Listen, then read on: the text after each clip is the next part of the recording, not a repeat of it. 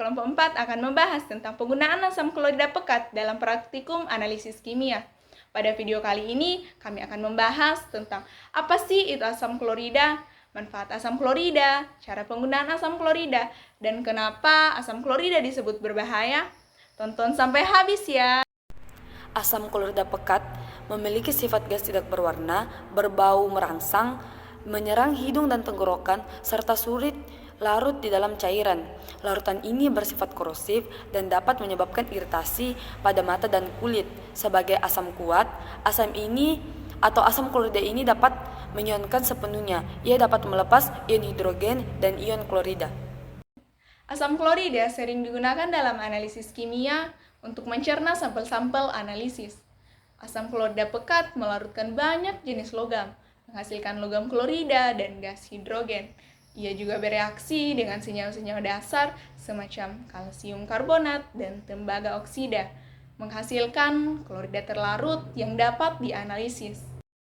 Asam klorida pekat sering digunakan dalam analisis kimia untuk beberapa tujuan. Yang pertama yaitu penyesuaian pH. Karena bersifat asam, oleh karena itu dapat menurunkan nilai pH suatu larutan.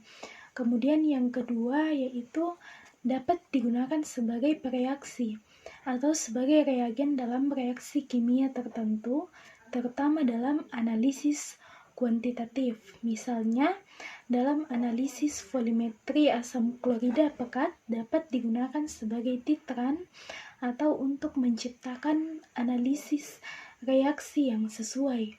Kemudian yang ketiga yaitu dapat digunakan sebagai pelarut. Asam klorida pekat adalah pelarut yang kuat dan dapat digunakan untuk melarutkan substansi yang sulit larut dalam air atau pelarut lainnya. Kemudian yang keempat yaitu dapat digunakan sebagai pembersih dan pelarutan logam.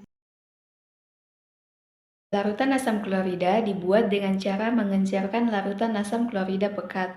Pada saat mengambil larutan asam klorida pekat, hendaknya tidak langsung pada reagennya, melainkan dipindahkan dahulu ke dalam gelas beker, kemudian diencerkan.